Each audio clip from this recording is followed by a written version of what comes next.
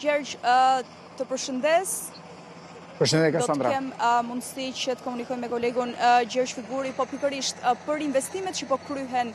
nga ana e OSHE-s në fshatin Barbullush, cili është ky investim, Gjergj, dhe cila ka qenë problematika që ka shoqëruar në fakt të zonë? Në fakt bëhet fjalë për fidrin e Rriles në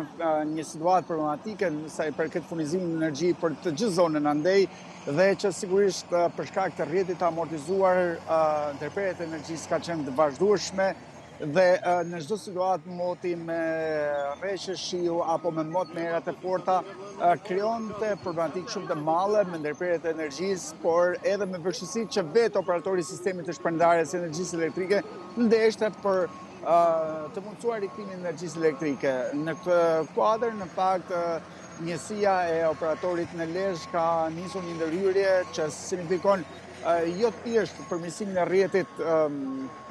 të furnizimit me energji elektrike për banorët, por sigurisht për të minimizuar dhe ulur në mënyrë drastike ndërprerjet e energjisë dhe për të siguruar një furnizim normal të vetë banorëve, pra 10 familje që do të përfitojmë nga ky investim i operatorit sistemit të shpërndarjes së energjisë elektrike, por janë edhe shumë biznese, pasi bëhet fjalë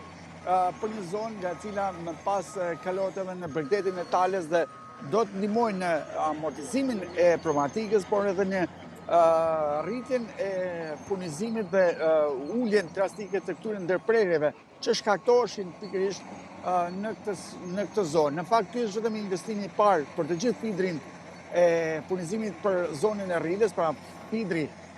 që përshkon disa zona, pra Barbulloja është e para dhe do të vijojë në fakt edhe me shtirin e tij edhe në zonat e tjera në mënyrë që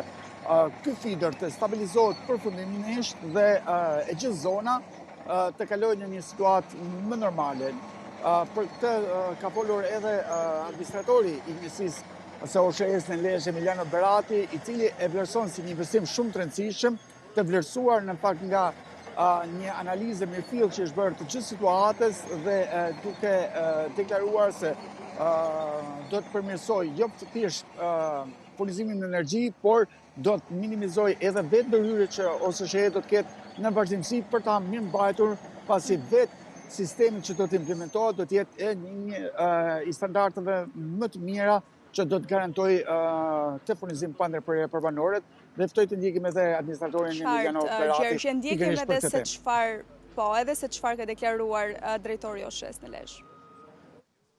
Pas ankesës banorëve, kemi dalë në terren, kemi pas situatën.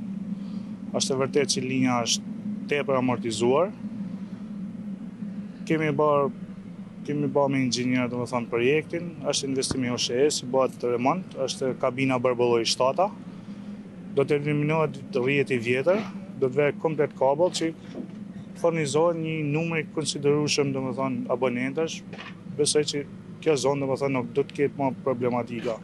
Po shohim dhe zona të tjera ku ka problematika që të eliminohen avarit dhe shpresoj që ngelen gjithë naqën nga ky investim.